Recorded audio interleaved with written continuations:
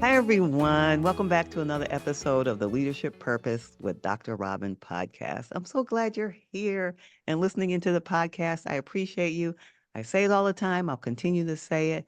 Really appreciate you for listening in. And because you've been such faithful listeners, we've been ranked in the top 5% of all podcasts globally, according to Listen Notes. So thank you for that.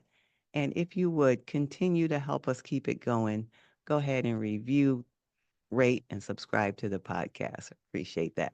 All right. Now, today, I'm very excited about today's guest. Let me tell you a little bit about our guest today. Today, I'm talking with Dr. Nina Nola. She's a public speaker, creative writing facilitator, and author of the book, The Way to Spell Love. She's a cultural ambassador for the Croatian community in New Zealand and lectures internationally. Now, the thing I'm most interested about, and that we'll hear more about later, is she found herself at a career crossroads that led her to walk away from a very prestigious role at the University of Auckland, to which she devoted herself. And during the COVID pandemic, she made a change and found renewed purpose and joy in her work. And I'm looking forward to hearing all about that. So join me and welcome Dr. Nina Nola. Thank you so much, Robin. It's just so lovely to be here on your show today. And hello, listeners. It's wonderful to have you listening here. And I just want to say straight up, Robin, I've found my purpose really late in life. I'm 64 years old and I'm finally bubbling on all levels. And it's the most wonderful feeling. And I want listeners to know it doesn't matter when you find your purpose. You just need to look inside when it's calling you and do it and follow it, because that's what I did. Yeah, I can feel your bubbling inside. Bubbling. And you and I have that in common. I also found my purpose later in life. Took me many years, like for you, and but to have the joy of waking up every morning knowing that I'm doing the thing that I was meant to do and expressing who I am and what I do. All right, so now I'll just ask you some questions to guide through the Sure. journey, and so we'll help some people, no matter where they are, if they're in their early career, mid career, later career, and they're just having this sense of um, what there might be more for them, finding themselves at a career crossroads. Sure. All right, but just give an overview before we go into the whole story. You heard me say the little bit of a introduction and bio. Yeah. Is there anything else you want to tell us about who you are overall? So it's really important to me that I belong to a very small minority of a cultural group in New Zealand. So we are the Croatians in New Zealand that are 2% of the population, so almost nothing.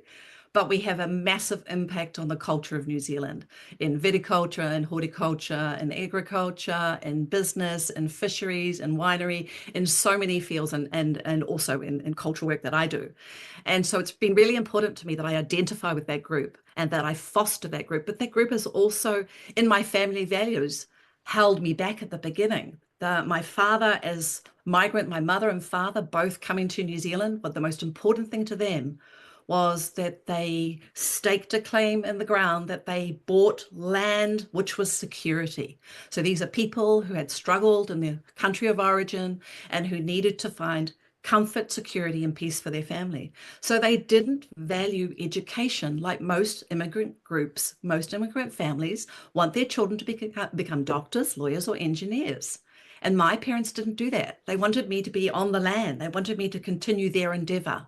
And so from a very, very small child, I was constantly in tension with this belonging to the land, and yet my passion, my love for books, you can see I'm surrounded by books, I always have been, that my passion for reading and wanting to explore literature was not acknowledged and was not recognized. So what you've read out as my bio, my journey to becoming this lecturer at the University of Auckland, was a real struggle. It was enormously difficult for me to find my way, and I had no guidance and I had no recognition. I had to do Mhm. it by myself. And I only kept doing it because my desire to find worlds and literature that I could inhabit and that I could share with other people was stronger than my family directive. So there was very interesting struggles in my developing years. It sounds like it, and it sounds like you knew about it early too. often people don't know that early. You had something you loved. You knew you loved books and reading and literature at such a young age. Okay, go ahead. I was just going to say that I used to write stories and poems that were published in the national newspapers. I won prizes. I used to read at night under the cover with a lamp because my father would shut my light off. No, you've had enough power. You can't use any more power. Go to sleep. And I would be reading secretly till late at night because I had to finish the book. And at the age of 11, I'd read all the classics. So I knew this world was waiting for me. I just didn't know how to get there. I'm so fascinated already. All right. So now let's go take some time and go through I know you lived it. And so just let us take a little bit of time to just walk through some of the journey early on. All right. So now you were young, you knew that you were passionate about reading, you were reading. So now when it was time for you to think about going to school, what were you thinking about pursuing? Tell us about that part of your journey.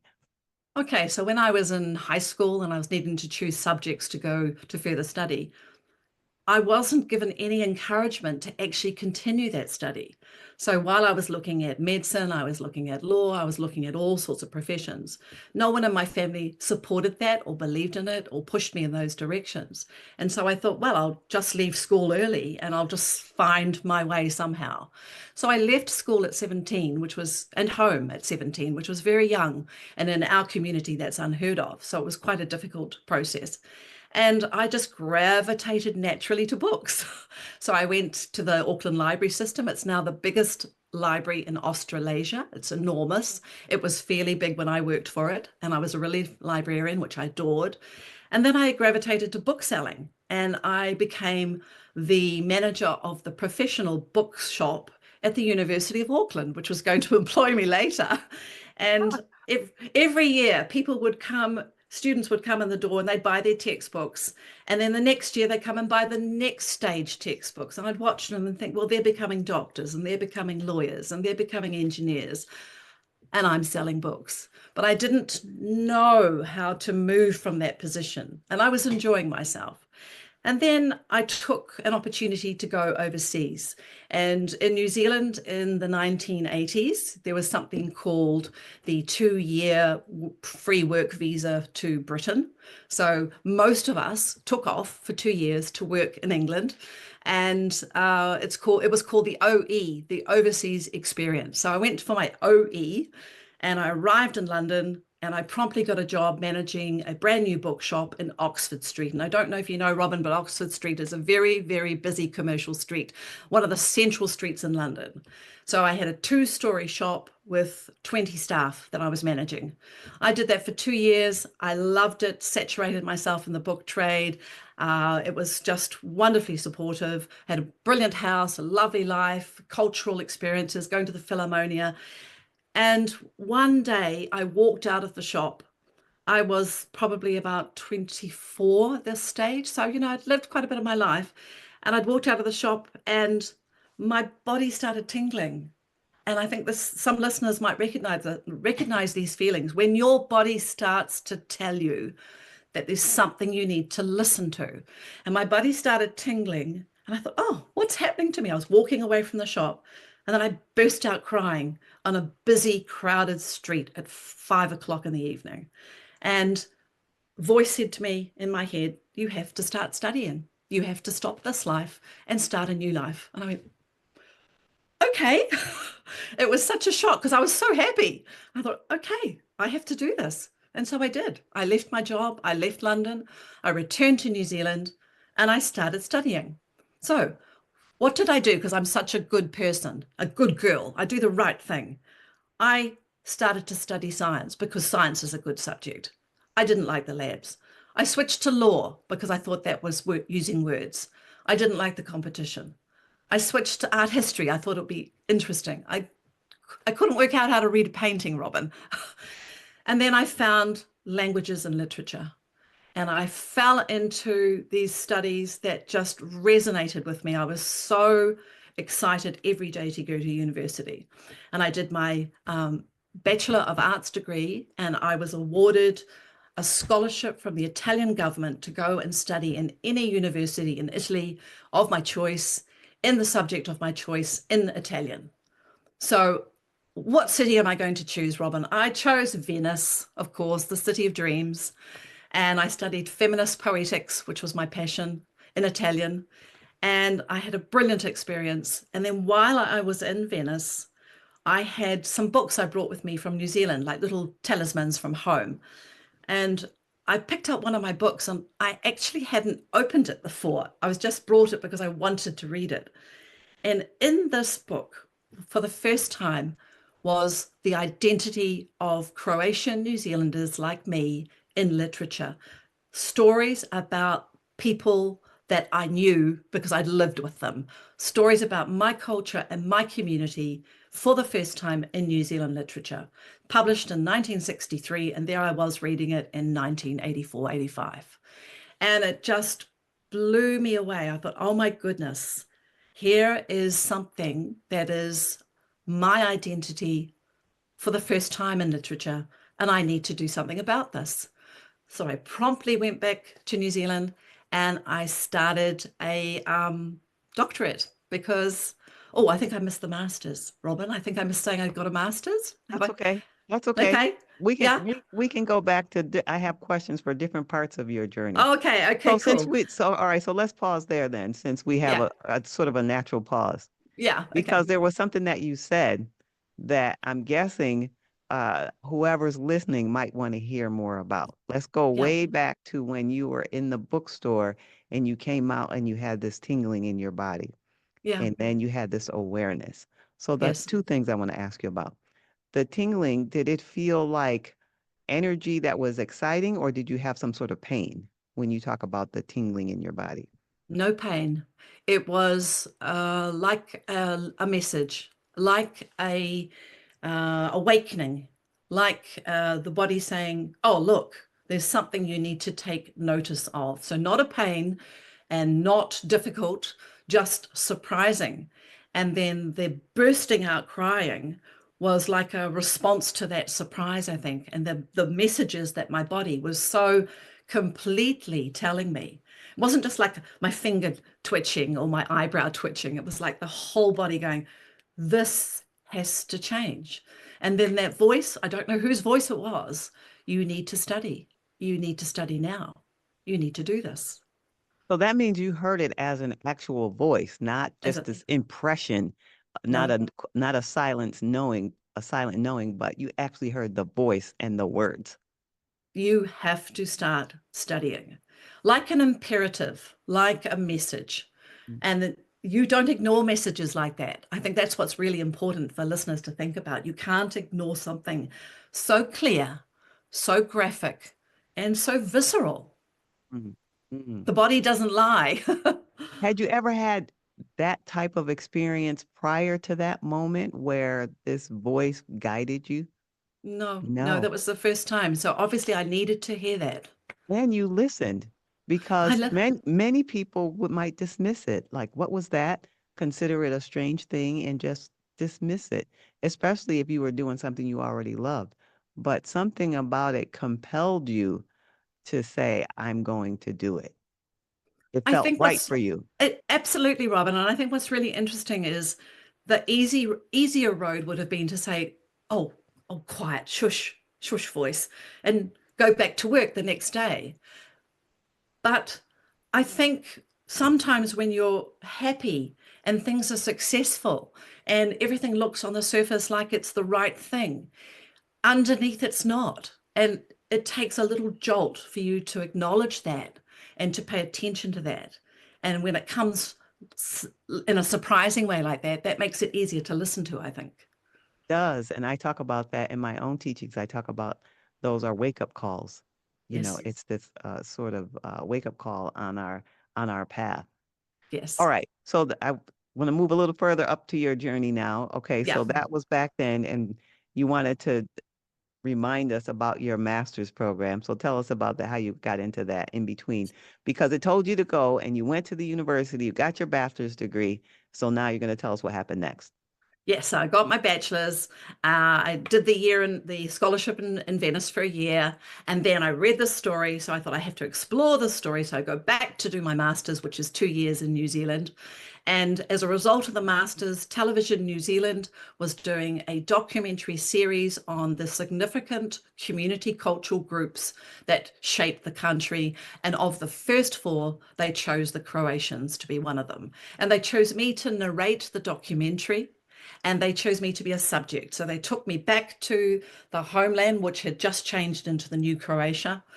And it was like a validation of the decision I made to come back and study. It was a validation of the 2 years I'd spent on that thesis.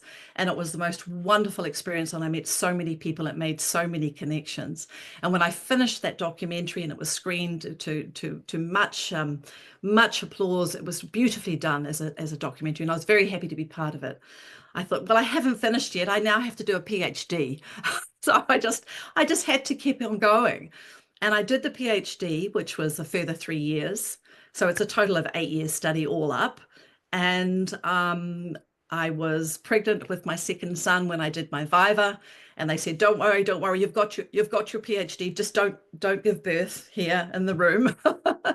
And I came home, I had my PhD, I had two children, and I was sitting one day on the step outside my house, and the neighbor walked past and said, Nina, you don't look happy. What's wrong? And I said, well, I've got two beautiful children and I've got this lovely house and I've just got my PhD, but I don't have a lectureship. There's nothing, it was a time of not much opportunity in universities in New Zealand. And I said, I don't know what to do. I just want to mentor people through literature. I want to use my love of literature to help people find a way to be in the world. And he looked at me and he said, just wait, it'll come. Just trust. And I thought, okay, I'm not very good at waiting, but I went a week later, I was contacted. Someone was going on sabbatical. They wanted me to take a post for 6 months. I filled in. She ended up not coming back. I got my permanent job. I got tenure. It was amazing. This job was the high point of my life for a long time. I did this job for 20 years, Robin, 2 decades. And what I did was I taught English literature and I mentored the student cohort as well. So it was a equity program, a foundation program, we call it in New Zealand, which is to uh, um, bolster students who have struggled in their education journey. So it's not that they're underachieving because they don't have ability, but because they have family problems or financial problems or whatever.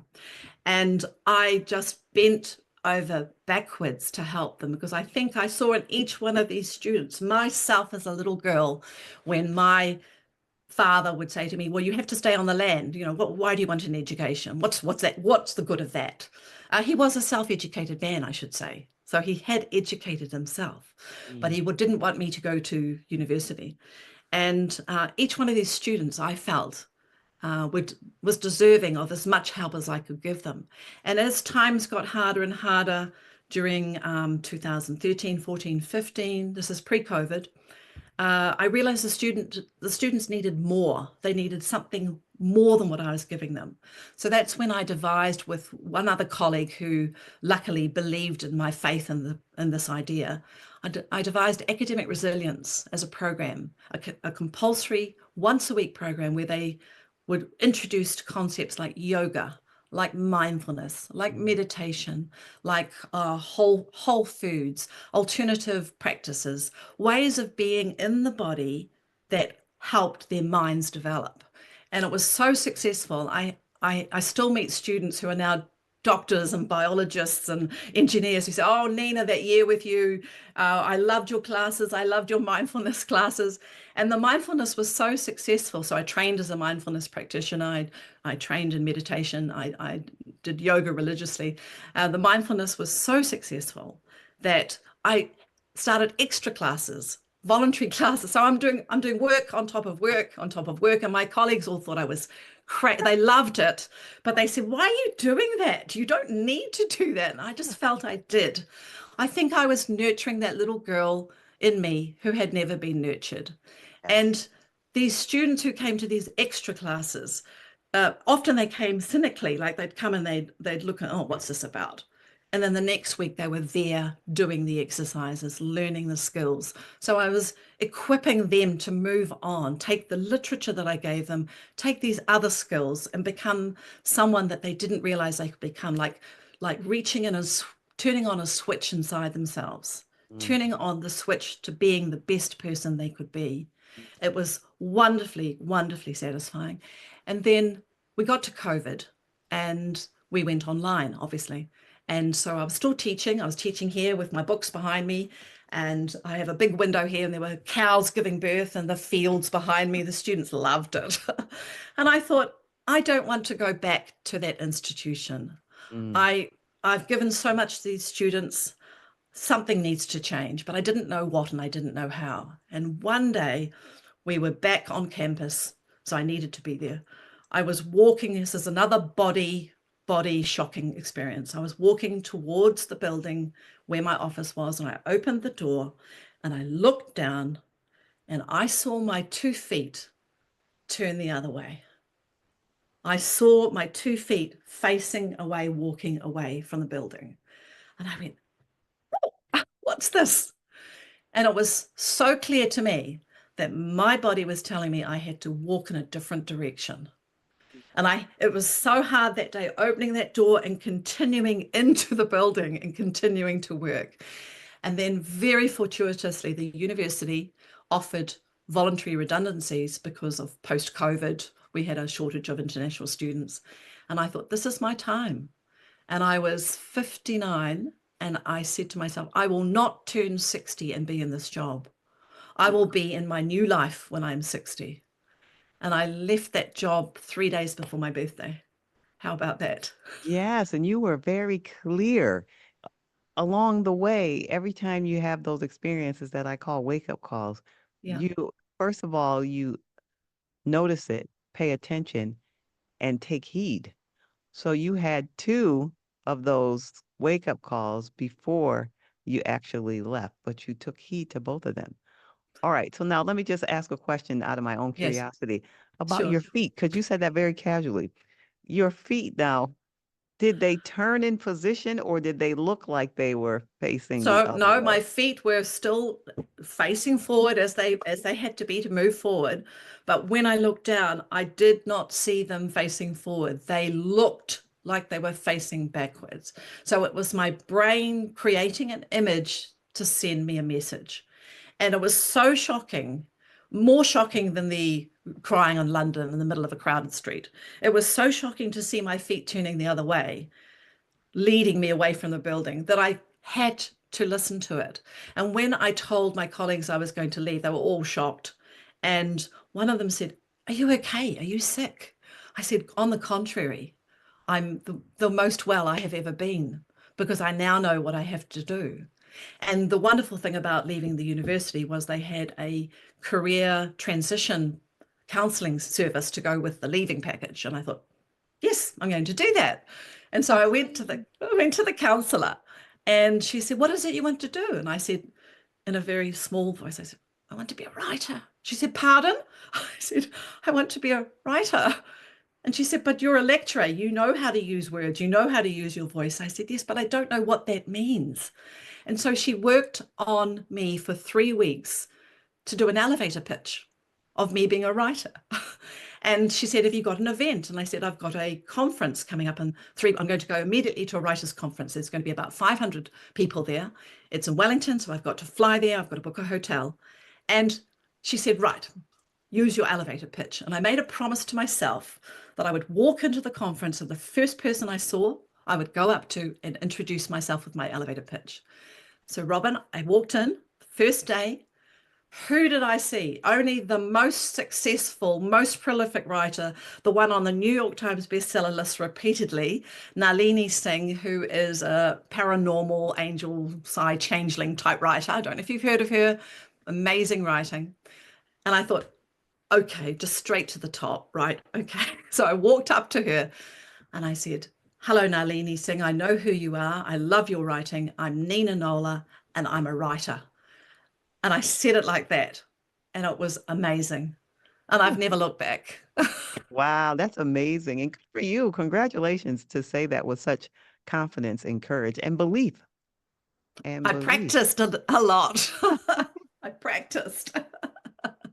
All right. So now let me ask you a question. You had that when you went to the career counselor, she said, "What do you want?" And you knew immediately, although it came out softly, you knew you wanted to be a writer. Yeah. Was there an awareness of you wanting, a conscious awareness of you wanting to be a writer as you were going along in your career in the past, anytime in the past? Yes, I had actually been writing. So by the time I went to the career counselor, I had a manuscript ready. So I just didn't have enough time to develop it. I know a lot of academics do, but I was committed to looking after my parents. I was committed to helping my husband with his architectural practice. I was so committed to my students that I didn't feel I had more to give to me, to that Mm, person inside of me that wanted to come out. So I had a manuscript, so I knew that I could do it. And I've always been a writer. And what was interesting was the career counselor said, "Tell me about yourself as an academic." And I went, "Oh, blah, blah, blah, blah, blah, blah, blah." I said, "No trouble." And then she said, and then she asked me about what I wanted to be. And she said, "Right, we've got to change the energy you have with your academic discourse into the energy that you will have as a writer." And that really affected me when she said that. I thought, right, I've got to put everything I've done and loved and believed in, and I was acknowledged for it. There was a lot of kudos for the work that I did. I was invited to be on mental health panels. I lectured overseas. And to give that up and to become this person that I knew nothing about, she said, "You just transfer that energy into your new role, into your new self belief." And it worked. that's It worked. amazing. That's amazing. And so now today you are living that life. I'm full time writing, speaking, taking my book around. There's my book. The way to spell love, The Way everybody. to Spell The Love. way And to this spell is, love. I need to just explain that this cover is actually a piece of art that I grew up looking at in my family's walls, and I never understood it. And now I know they're Croatians. It's by a well-known Croatian artist. They are figures struggling with their identity, with their sense of self, cut off Oh, from each other. And so it's a perfect image for me to use for my first publication. I've written my second book already. I'm working on the edits for that one. And I'm not going to stop. And Robin, when I got this book in my hand, it was the most wonderful feeling. Every cell in my body seemed to be vibrating to a beautiful harmonious tune. I could feel it. It was amazing. mm, yes. So it sounds to me like this is a story of a writer that was inside of you that Mhm. wanted to emerge, but you didn't know she was there until later. And then once you realized she was there, you didn't know how to express her or let her out to be until you finally did. I think I knew she was there, but I didn't give her enough attention. I didn't give her enough light. I didn't give her enough nourishment. I didn't give her a chance. And I gave all those to my students, and I loved giving it to my students.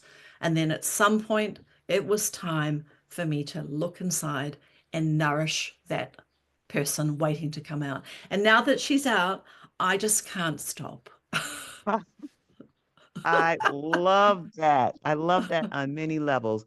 And all right, let's talk to the people who are listening now, who might be somewhere along the journey. They may know who that inner person that's trying to come out or not, whoever it is in Mm. them.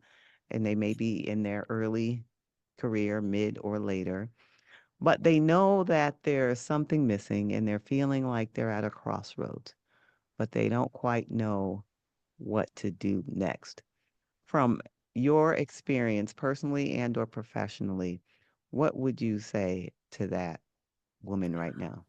I would say to that woman to take a few minutes to sit with yourself and just be, just shut everything off. Just stop being the person you are, the successful professional, whatever role you've got, because that can really just keep you going and, in a way, trap you from and stop you from seeing the person that's waiting for you to recognize them inside of you.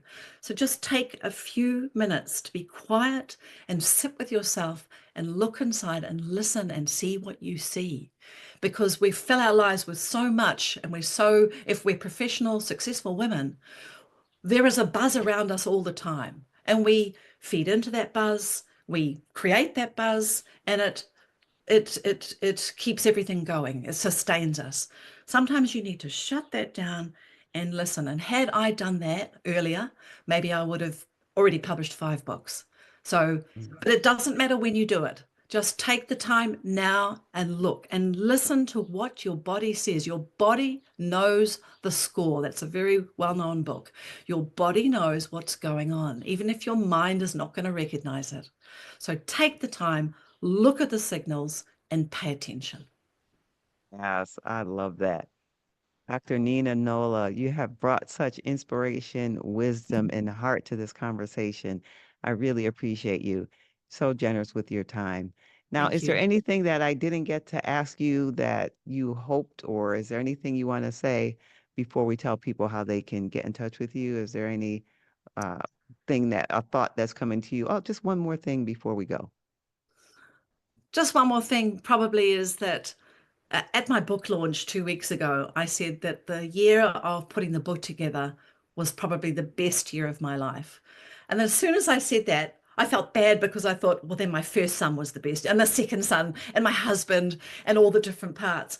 I think that you might be thrilling with the job that you're doing at the moment, but just have a look at what else could be there waiting for you, because there is something waiting for you. Thank you. That's so inspiring. Thank you for being here. And I'm so glad our mutual friend, Linda Stevenson, who happens to be the best podcast manager Amazing. ever, is the one who connected us because this is really a wonderful conversation that we're so in sync and aligned. And your Yes. story and your heart has been infectious. So thank you for being here. Thank you so much. And where can people reach you and hear more about you if they're interested? If people would like to look at my book or contact me or just reach out, I'm the only Nina Vinnie Nola on social media, which is why I've used my middle name. And the middle bit is Vini. So Nina, Nina, Vinnie, Vini, Nola, Nola, on Instagram, on Facebook. And I have a web page too. Please come and visit me. Send me a message. I'd love to hear from you. Okay, thank you. Okay, everyone, you heard it first. So you're the one you can get in touch with Dr. Nina Nola.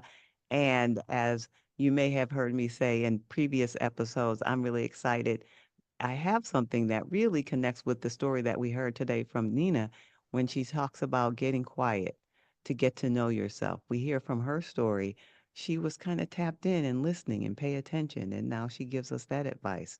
And if you're saying, well, I don't know how to do that and I don't know what's next, then I have created something just for you. And it's an audio course to help you know what's next. And the name of it is Clarity for What's Next. And you can find it at leadershippurposeinstitute.com, leadershippurposeinstitute.com/clarity. And you can get all the information about it or enroll there. And I'd love for you to follow me on social media, especially on LinkedIn at Robin L. Owens, PhD, at Robin L. Owens, PhD. And until next time, this is Dr. Robin.